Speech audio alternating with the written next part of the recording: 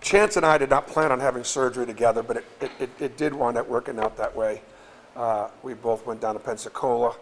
I think I went first, and then he went right after me, and we've been able to kind of rehab together early in the morning. It's been a sweet time, really. It's been a real sweet time to be with him and go through some of that stuff with him, and didn't plan it that way. He's doing great. He's limping a lot less than I am. He had a little bit more work done, but he's a little younger, and still we're thinking like a 3 or 4 week timetable right now. So Al's back, which is great, and I'm fine. I'm doing okay. I'm still hobbling around a little bit, but we're going to be good. We're going to be okay. Special day today, just a really special day today. In my wildest dreams, would I think that we would have a pro day and have 28 out of 30 clubs here. Again, it's been that way the last 4 or 5 years, and I just cannot take it for granted. It just wasn't that long ago. I was a graduate at Boston College and in the School of Management, and I knew when the finance firms or the accounting firms or the big marketing firms would come on campus and they would interview students for jobs. That was a big deal. And BC had a pretty big management program, and I kind of equate it to that. You come to Auburn, you can win championships, you can develop into a professional player, and you just couldn't say that some time ago. So it's a great day. They're not going to play their way in the NBA today, but they're going to be able. The guys are going to get their eyes on them. They're going to be able to see their up close and personal, watch him move, watch him shoot, watch him interact, watch him practice, and get a better feel, and then see how that stuff translates to games. Zepp is out today, just got a little stomach virus, so he won't be working out. Unfortunate, because he's played well, and like I say, he wouldn't have played his way into the NBA today, but I'm sorry he's not going to get a chance to be seen. So. Is that your message to you guys, to try to take the pressure off them, that you don't have to wow somebody today? Well, I mean, but by the same token, then what are your practice habits? How do you move? How do you interact with coaches? How do you handle the officials? Well, officials out there today, how do you handle adversity? How do you get to the next play? And so they're going to get, because look, there's not a head coach in the NBA here, but every one of these scouts has got to answer to a head coach. And when the time comes and answer, like, that's why it was so easy for Walker and Jabari. One of my lines to all these guys, I'm just telling you right now, okay, your head coach is going to like coaching Jabari. They're going to like coaching Walker. That's a little comforting for a scout to put his head down on the pillow at night knowing, because he's going to come to practice on time and early, and he's going to take care of his business, and he's going to want to get coached, and he's going to be able to do real things. And that scout's never, the head coach is never going to turn to that scout and go, what in the world did you bring? So they'll see some of that today.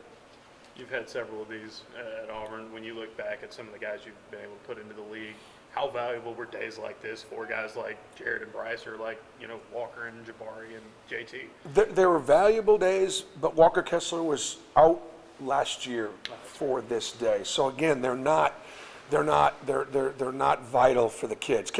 Nobody's going to play their way in. I suppose you could play your way out. I mean, I suppose you could practice your way out. We had, by firsthand knowledge, if a scout came on a particular day when one of our players had a really bad day, you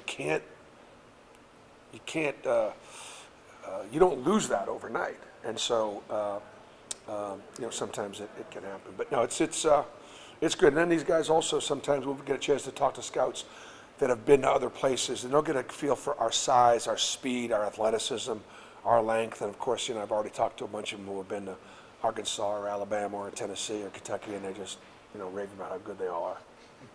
And they're pretty good.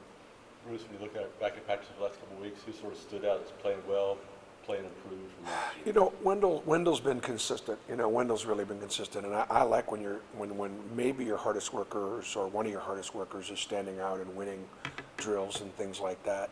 KD has been his effort has been more consistent.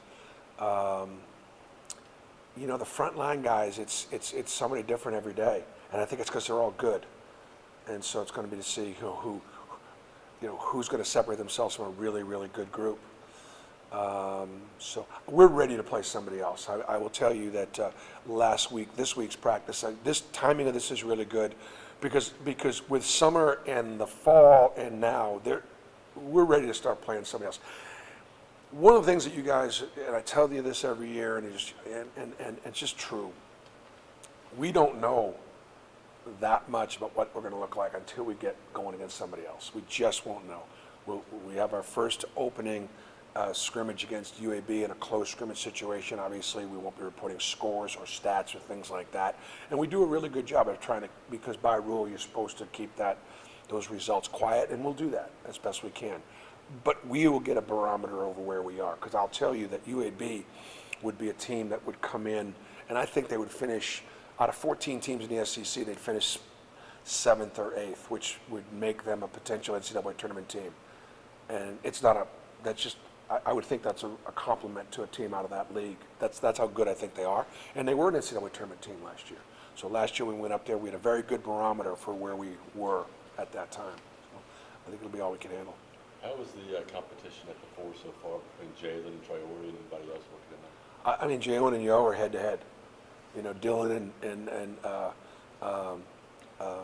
John I are head to head. You know, Stretch is close. I mean, it's really good depth.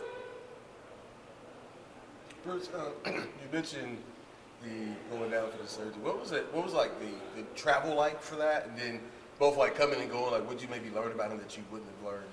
That's a great question. He's just a great guy. He's a great young man. He turned 20 today, so he's not the youngest freshman I've ever coached, but he's a great kid. He's humble and hungry, appreciative, respectful, bright, intelligent, wants to be coached. Glad he's here. Coach, you seem to get those hungry and intelligent and guys that are humble at the same time. That seems to be like the personality. So how do you do such a good job of landing that type of player consistently? I think that we don't worry about the number of stars in front of their name. We don't worry about what scouting services say. Some of our guys are fairly well rated, but some of them aren't. I think we're really honest to them in the recruiting process. I mean, character and culture, it matters. I can tell you that in the last 2 years, we have recruited more top players than I have in my whole career, and I've lost most of them. We've got a couple, but I've lost most. I've never been said no to in like this much ever. And it's wearing me out, quite frankly. But the ones we're getting are that way. They're hungry and humble. They want to be coached. They want to win championships. They want to be great teammates. And I think part of the reason why I've lost some of them is because I won't promise them their spot. I'm going to promise them their opportunity. And so I bet you we've lost a bunch of kids because I've just not done a great job recruiting them because I've not told them what they want to hear because I got to coach them. Bruce, you mentioned, I think last couple times we talked about putting pause on the practice facility and focus on the NIL. Yeah. Where's both at right now? Yeah, you know, my messaging is important, and the NIL is very important to where intercollegiate athletics is right now. Auburn has a chance to be a leader in that, and we're an everything school, and so we need NIL across the board. But you know, the donors, and you know, there's only so many marketing dollars, and there's only so much out there. So when I have an opportunity, the one thing I can confirm is how important something is. That's it, and that's what I've done. And I also want to send a message too, though, that when we do build the new practice facility, I want to do it right. I don't want to rush into something and not have a great facility. We need it. We need one. I mean, the other day I couldn't practice till 5 o'clock. You know, last week I was practicing 4:30. Seems like we've been in the practice gym more than ever.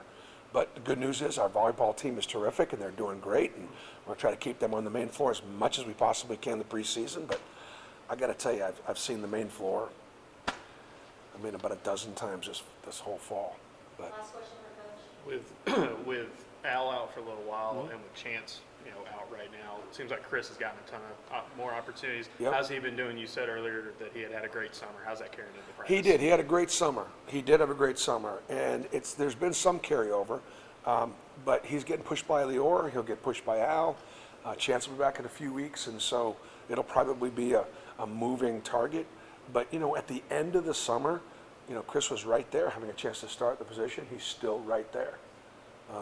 And again, I think that you'd go to say that